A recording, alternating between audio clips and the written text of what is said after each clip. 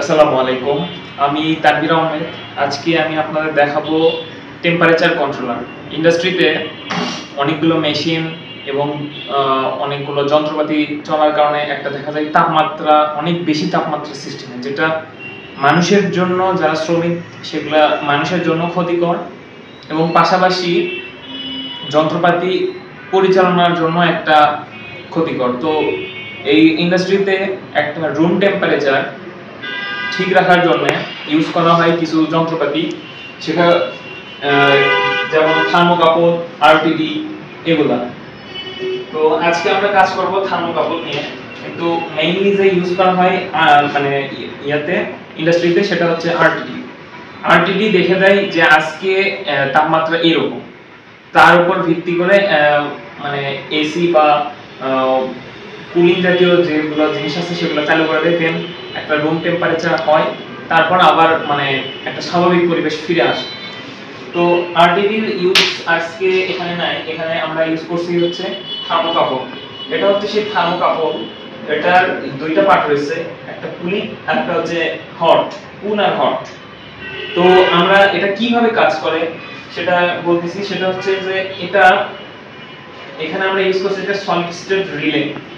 এই রিলের কাজ হচ্ছে, মনে করেন 3 থেকে 24 ভোল্ট থেকে একবারে 300 ভোল্ট হাই ভোল্টেজেও এই রিলে অপারেট করতে পারে।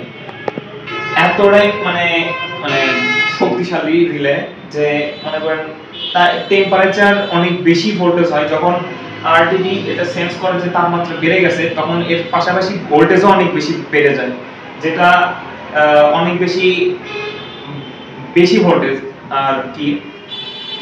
তো এখন সেটা আমি অপারেট করে দেখাবো। দেখা যাচ্ছে যে এটা এখানে যখন টেম্পারেচার বেড়ে যাবে, বেড়ে যাওয়ার সাথে সাথে তখন একটা মোটর এমসি ল্যাচিং করবে।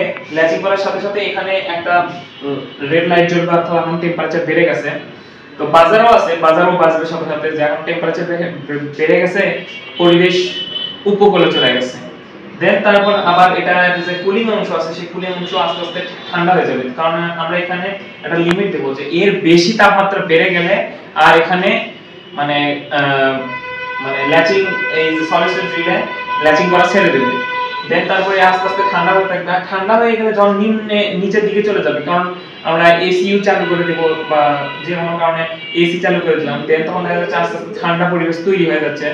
তখন এই ম্যাগনেটিক কন্ডাক্টর আস্তে আস্তে যখন নিম্ন দিকে আসবে, তখন আমরা ল্যাচিং করবে।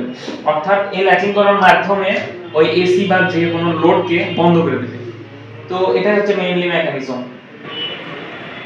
তো আমি এখন আপনাদের সবকিছু অপারেট করে দেখাবো যে কিভাবে এগুলো কাজ করতেছে। তো ফার্স্ট অফ অল এখানে আমি লাইন দিলাম। এখন দেখেন এখানে ডিসপ্লে রান হইলো। রান হওয়ার সাথে সাথে এখন টেম্পারেচার সর্বনিম্ন অর্থাৎ 83 ডিগ্রি। আস্তে আস্তে যখন বাড়তিছে, এখানে ড্যাশও লিমিট করা আছে, আস্তে আস্তে দেখেন বাড়তিছে, এর হিট অংশ কাজ করতেছে, কারণ সলিড স্টেট রিলে কাজ করতেছে। এই যে 72 উপরে চলে গেছে, আস্তে আস্তে দেখেন টেম্পারেচার বাড়তিছে। এর পাশাপাশি এখন আমি যদি চাই বাজার বাজাবো, এই যে বাজার বাজতেছে।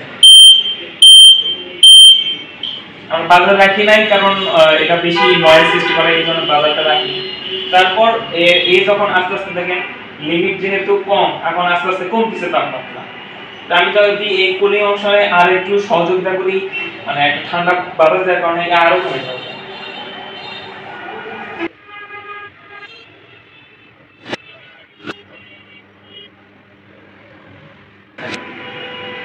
তো এটাই হলো মেইনলি এটার মেকানিজম, মানে কিভাবে অপারেট হবে, টেম্পারেচার কন্ট্রোল কি করবে, অটোমেটিক সিস্টেম এটা।